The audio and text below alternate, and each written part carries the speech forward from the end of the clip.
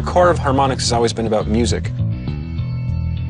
We were at the Media Lab at MIT as office mates. We were working on this project, which was actually a music, like a computer music kind of project, where we were trying to get these joysticks to play music. And we were having so much fun, you know, making these music devices and kind of being around music that we just wanted to continue doing that, you know, as opposed to just kind of getting a job. Yeah, this whole company was just a way to avoid getting a real job. Yeah, it was exactly right. We were really starting what we believed to be a music company.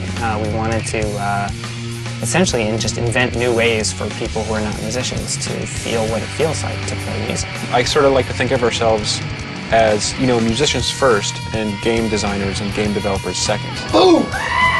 I mean, it was really important to us early on that we made Harmonix like super fun to be at. Over the course of this decade, it's always been important to us that it maintained this like small group feel. Rock Band, I think, is something that we've had like in our sort of DNA as a company like since the beginning. Rock Band is kind of a turning point. It's both a culmination in the sense that we've taken all of our past experiences and they've all kind of fused into this one colossal experience, but it's also, you know, kind of a departure point for where we see this kind of game-playing experience and community continuing on.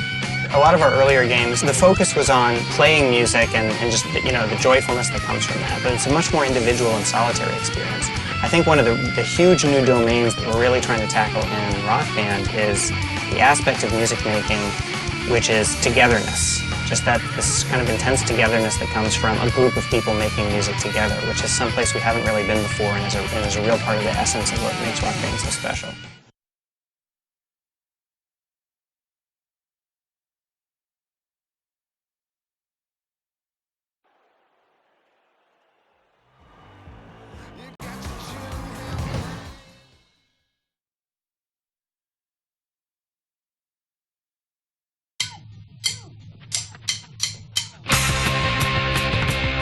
I think authenticity is a major part of how we pick songs for Rock Band. You know, we're really going for these authentic sort of rock moments or rock songs that everyone identifies with an entire band. The Who is a good example because they are, you know, just a great four-piece band which fits our game exactly.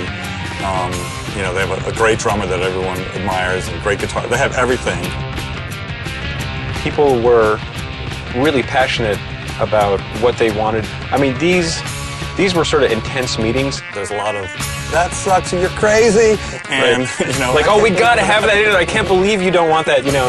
And meanwhile, you're also trying to span a nice range, right? You want to go all the way from like 60s bands to 70s, 80s, and, you know, all the way up to today.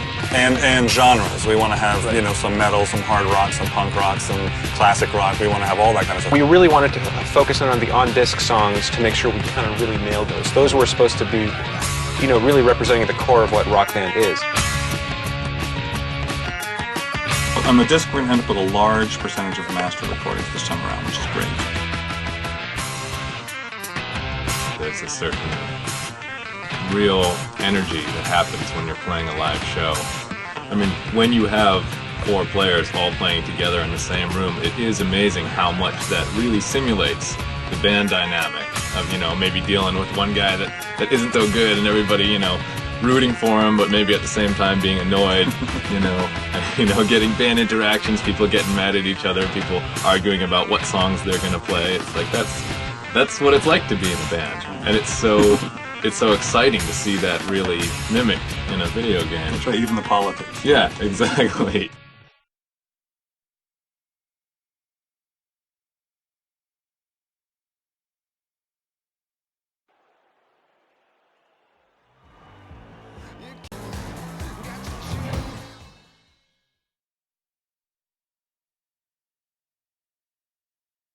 For this game, we had to create 2 major peripherals. The drums and the guitar were the main essence here. The guitar was actually a lot easier than the drums for us. We really did want it to look and feel like a real guitar. We wanted it to be more serious and a little less toy-like. Which is why we decided to put the colors on the top edge of the button, as opposed to coloring the button itself. And making the buttons built into the fretboard, so it feels like you're pressing down, rather than being like buttons that sit on top of the fretboard. They're kind of built right in. You press the actual fretboard right down. One of the things that you do on a real guitar is just, go high in the neck and like play lead. It's like a natural feel, and it feels great. I was like, how are we going to get that? This guitar has 10 buttons, and it allows for more dynamic gameplay. We were really going for making it as nice of a gameplay as possible. Partnering with Fender was a big deal with that, so we were able to get the Strat that everyone recognizes, whether you're a guitar player or not. It's an iconic thing. Yeah, so we have drummers in the company too, and obviously they have strong feelings about what the drum should be like. We went to a local music store, picked up an electronic drum kit, brought it back, disassembled it. And one decision we made very early on is that it has to have a kick pedal, because real rock drumming, it's really all about the foot and two hands, and we knew we wanted to build that into the core experience. The layout of the drum set is somewhat similar to the way that you would lay out a normal drum set. By putting a drum kit in it that was relatively 100% scale and making everything feel like it does in real life, the drum heads, the kick pedal, all that stuff. We were basically setting it up so that you could move this kit away and move in a drum kit, and that same person will be able to play drums. For all the people actually play this stuff, and it just kind of works and seems okay. It's like every single little bit of that is the result of 8 guys in the room arguing for months, and trying to get it perfect, which was not easy. It was a lot of fun, but it took a long time. Yeah.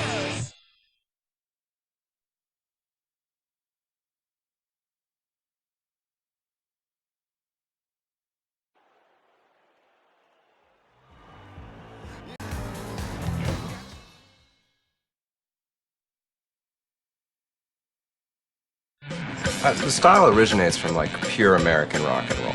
David Lee Roth. Jimi Hendrix. Aerosmith. We kind of diverged by incorporating elements of British rock and roll. David Bowie, Motorhead. The Who is a good example. You can actually build, your sort of dream rock style. We opted to go for a more simplified form with very sharp, hard sculptural edges. That's across the clothes, the faces and bodies of the characters. And so we kind of tried to reduce the detail level and just pull out the key details that would kind of give the characters a little bit of personality. We didn't want to do the video gamers version of rock and roll style. We wanted style, real style. I just wanted to have a lot of armor, leather, fur, that kind of thing. Our new animation system is going to kill our old animation systems. It's going to look so much better. Now we've got real rock and rollers at mocap shoots. We've got a lot of moves that are just authentic because they had real musicians doing it. Real guitarists, drummers, all that stuff. We teamed up with some really amazing performers and suited them up and stuff, and it totally paid off. We call somebody, they come in, and we strap them up in the suit, and we basically play metal, and they do all their stage moves. But right from the start, I wanted long shots of characters. We've learned that stuff really matters. You get the wide shots where you can really see everything going at once, and that's the wow moments. The venues come mostly from just hanging around in scummy places, trying to make those places different enough that you notice that you've gone somewhere else, but doing that without it getting too ridiculous and corny. Although I think we've certainly hit the corny notes where it's appropriate.